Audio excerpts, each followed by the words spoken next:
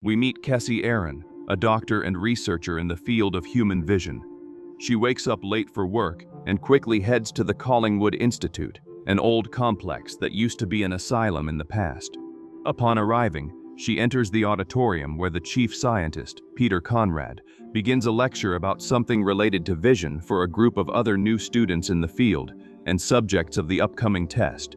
He talks about natural blinking, an action that is fundamental, how long the eyes spend performing this function throughout the day, and how much time they remain in darkness while blinking, approximately 4% of an entire day.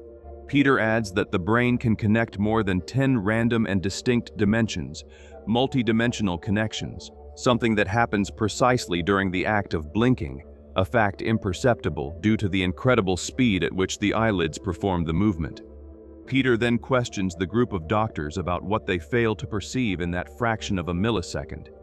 They have studied the human neural system for years and are seeking to develop a technology capable of mapping what happens in the point of the eyes, called the dark territory. Soon after, Peter gives the floor to the lead scientist, Kessie, where she presents the testing technology and encourages the others who will help in the project's research. At the end of the lecture, Paul, Kessie's adoptive brother, approaches the doctor and congratulates her on the initiative of the extraordinary project, offering himself as one of the assistants, since he has a gift. Before she leaves, Paul questions her about an anomaly present in the doctor's video, but she is in a hurry and pays no attention to it. Then, Kessie goes to the data laboratory, and Edward hands her the most recent data. She observes the test results of Frank, the subject 0, and is surprised by the irregularity of the neurotransmitter device numbers. Her colleague claims that everything showed regularity, as well as the post-test effects. However, Kessie distrusts the results made by one of her colleagues and then goes to the volunteers' room and witnesses him drawing something in a notebook. Her colleague, Dr. Trista, appears and asks for the results. She notices the expressions on her friend's face, realizing that she misses the natural state of the man in front of them, who, for unknown reasons, remained in that condition.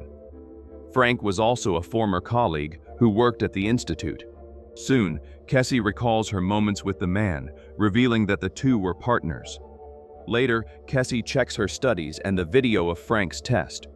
She notices, when slowing it down, a silhouette resembling a creature extending its arm. Curious and frightened by the fact, she sends it to her colleague Edward, who is monitoring the test subjects.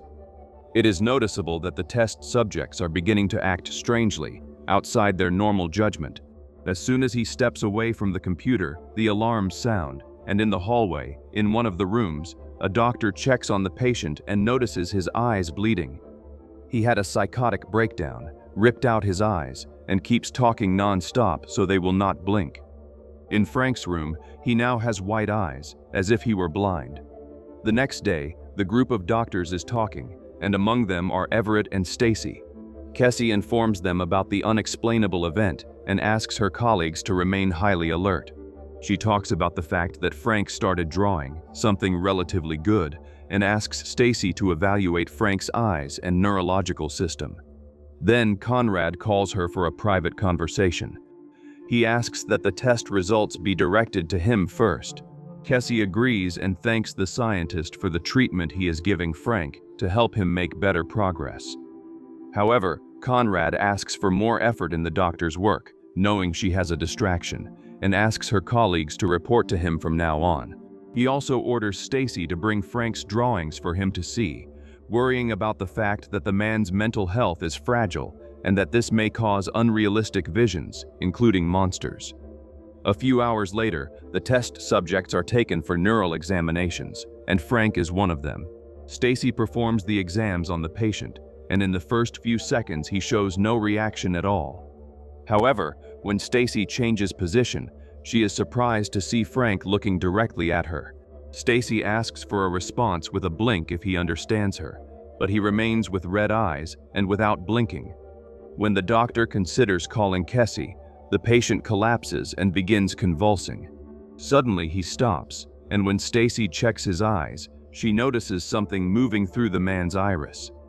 Trista enters the laboratory and asks the assistant Stacy to organize the results and then take the patient back to his room. While Stacy organizes the papers, she observes the drawings, and one of them catches her attention, something like a horrendous creature. Minutes later, Trista and the others examine Frank's results and wonder about the patient's regularity, since nothing unusual appeared in the blood or neurotransmitter. The young researcher questions what she observed in the patient, mouth open, as if he were screaming. She asks about something from the past that they can connect to the patient's situation. Everett becomes annoyed by his colleague's questions and says that everything is in Frank's report. He leaves and meets another institute worker, exchanging money for containers with hallucinogenic substances. Trista sees the scene and then approaches to question her friend about what he is illegally selling. She confronts him and threatens to report him, but he claims he can continue helping with the research. Kessie interrupts them, but Trista says nothing about Everett. Later, Paul meets with Kessie. He is surprised by the technological helmet Blink, responsible for capturing images from the dimension they cannot see when they blink their eyes. Then, Kessie reads Paul's admission report for the research and is surprised by the fact that he claimed to have future premonitions. She does not believe her brother and leaves to talk to Stacy. When Paul leaves the office, he bumps into a nurse and foresees the woman's death, something like a creature attacking her. Back with Kessie, she observes the computational data from the patient's neural exams and discovers that there are similarities among all the test patients. Checking the moment of one of the neural peaks, they realize it happened at the exact moment the patient ripped out his eyes before dying, and this fact leaves them intrigued about what is happening to the volunteers. They observe the image from the moment of the convulsion and, in one frame, notice something trying to come out of a dark structure. Outside, we see Nurse Julie going to her car. At that moment, she hears a deep voice calling her, and when she looks around, sees nothing. However, when she blinks, it is as if she activates the vision to the other dimension, and she can see the silhouette of a creature pursuing her. Desperate, she gets into the car, but suddenly the creature grabs her head and slams it several times against the steering wheel, killing the woman that way. At that same moment, Subject Zero begins convulsing, worrying Edward. The next day, what happened to the nurse is reported to the institute, and no one can explain what happened or where the woman's body is. Kessie receives a message from Paul claiming he saw something in his visions related to the nurse and needs to talk to her. Inside one of the training warehouses, Trista receives Everett, who thanks her for staying silent about his illegal actions. He talks about the serum he was secretly selling, and Trista discovers it was a component related to Frank's research. Then, we see Edward showing recordings from the previous night in Frank's room, where a dark silhouette hovers near his bed. They also discover that the nurse disappeared at the exact moment the man had the convulsion, a point that intrigues them, because something happens and reflects in Frank's transmitters. The scene changes to Leon's examination, where he is wearing dark glasses to avoid seeing anything and complains about his nightmares. Stacy asks him to remove the object so she can continue the tests. Thus, when he removes the glasses, the doctor notices that he tried to glue his eyelids shut so he would not blink again. She questions the reasons for the man's action against himself, and he explains that he saw strange things, like monsters in front of him. To proceed with the tests, Stacy puts on the Blink technological helmet and activates the mapping. As soon as the man begins blinking, he realizes he is in another dimension and a creature approaches him, calling him by name. Meanwhile, the researchers talk among themselves outside the testing laboratory and fail to notice when Leon grabs a box cutter. He gets the doctor's attention and asks them not to blink, then cuts his eyelids, horrifying the two. Kessie, moments later, is called to see the results and observes that the patient apparently saw something when his eyes were closed for the millisecond. The same neural wave signal was captured in Leon, just like the one present in Frank. Kessie asks Edward to capture the helmet images and Frank's neural activities at the exact moment. Seeing that things are getting out of control, Kessie goes searching for knowledge that Conrad possesses. She calls him and asks him to meet her somewhere else. However, before leaving his private office, he deletes the files of the patients who had crises and the nurse who died. Then, she enters the office and discovers that all the files have been deleted. However, there are still discs, and one of them belongs to Frank before he suffered something that left him in that condition. She inserts the disc and sees Dr. Frank in recordings of the tests from his project. He worked when Kessie was not part of the project, and he talks about the serum he produced, X38, a substance that may allow them to see what their eyes do not capture during the moment they blink, but they still need more tests before moving to human experiments. The video is short and presents no clue about what happened to the man. In the testing laboratory, Trista tries to calm Stacy after what happened with her patient, but she leaves to reflect and relax a little. Then, the group of scientists checks the captured images and observes the scene Leon saw in the millisecond. They are happy because they see the project is progressing, but they do not finish watching the full loading of the video. Before leaving, Stacy does one last task and goes to the auditorium to retrieve something for Chief Conrad. As soon as she enters, the lights malfunction, but even so, the young doctor goes to the center. Suddenly, a voice calls her name, asking her to blink for him. At that moment, her mind opens its vision to something beyond her comprehension, and she observes a creature approaching. The young woman becomes terrified, without blinking. However, she cannot endure it and blinks, and when she does, the terrifying creature attacks and kills her. However, it is not recorded by the cameras. Meanwhile, Kessie looks through the other discs, searching for something that reveals what Conrad is hiding from the group. It is a recording where Peter congratulates Frank for the serum, but secretly takes the X38 and a syringe. He claims they do not have resources to begin scientific experiments and need to test the technology as quickly as possible.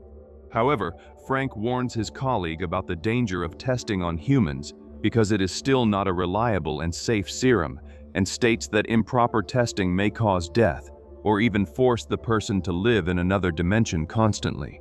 Even with Frank warning about the dangers, Peter claims they need to continue the tests. Frank threatens to report him to the Ethics and Funding Council to put an end to the entire project. Peter says there are bigger things than their concern, including that they are talking about money. Frank does not care about the funding and states that this can kill people's brains. At that moment, Conrad laments and injects the serum into Frank, leaving him there. Suddenly, Peter enters his office and sees Kessie. Furious, the doctor confronts him about the crime, but as justification, Peter says that Frank was going to end their project, yet he wanted to increase the time of interdimensional connection, a result achieved only with the serum. Peter explains that the serum performed its function perfectly and left the patient's body in one day. However, Frank's mind never returned from the dimension he saw and entered. Kessie confronts him once again, claiming that her friend did not return. True, but something else managed to come out during the process, as if a dimensional door had been opened. She shows the drawing to Peter, but he admires the creature drawn. Then, he activates the system lockdown and the closure of the facility. In the data laboratory, Edward is playing when the lights flicker. When he gets up to check the system, his cell phone stops working and the monstrous voice calls his name. As soon as he looks at the cell phone and blinks, he enters the dimension and sees the creature crawling in a video. He becomes curious about what he sees and approaches the screen. Suddenly, the creature emerges its claws and injures the doctor's eyes, consequently killing him, and when Trista arrives there is nothing she can do. The scene changes to Frank's room, and Peter visits him. He plans to finally end Subject Zero's life, but suddenly Frank opens his eyes with two irises, and as if something takes over his body, he grabs Peter and kills him right there. Then, we see Trista running to the bathroom to clean herself, but she begins hearing the voice calling her name. When she blinks, she begins to see as if there were someone inside one of the stalls. She then opens them one by one, but nobody is there. On the third floor, Paul meets Kessie and tells her what happened to the doctor. He says he saw with his own eyes the body disappearing before him and could not believe the scene. In that moment of confusion, Paul claims he came there for a purpose and will save Kessie. He says that since the day of the project presentation, he noticed something different and senses that something from another world is in that place, and states that everything is connected to Subject Zero, Frank. Cassie tells him what she knows, and with that Paul understands that such a creature uses Frank's body as a portal to manifest itself in the tangible world. Therefore, even though the man's body shows no signs of damage, it remains paralyzed, as if in a coma. The only solution to stop the creature is to bring Frank back from the other dimension. However, this will only be possible if they enter to retrieve him. The alarm sounds and the facility lockdown begins. Back in the bathroom, Trista is still cleaning herself when the lights begin flickering and we see the creature approaching her. Fearing that something invisible to her eyes is present, Trista grabs a metal bar and starts striking the air, aiming to hit the creature. However, when she blinks, the deformed monster impales her using the bar. Minutes later, Everett arrives looking for her and finds her dead on the floor, and the other two also see her there. Then, the three head to the laboratory, preparing to use the technology and enter the second dimension.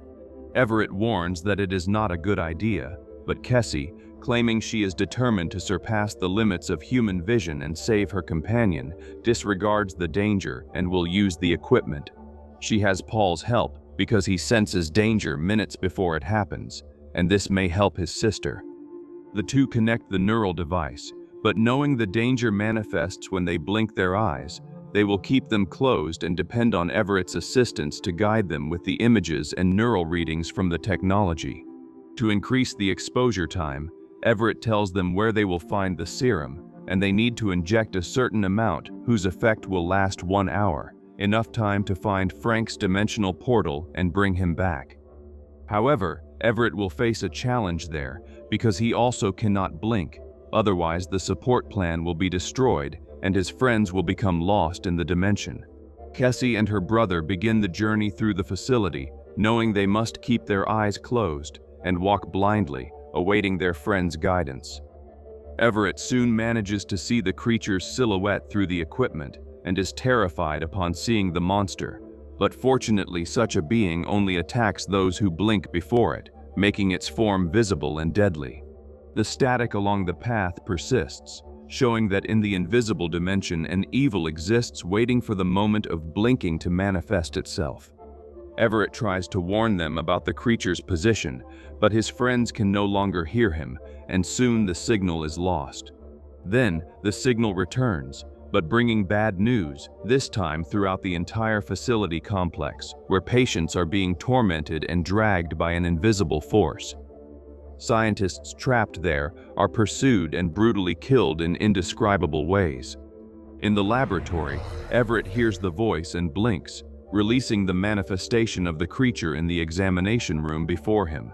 Remembering that the creature approaches to attack through blinking eyes, the doctor quickly grabs a stapler and staples his eyelids so he will not blink anymore.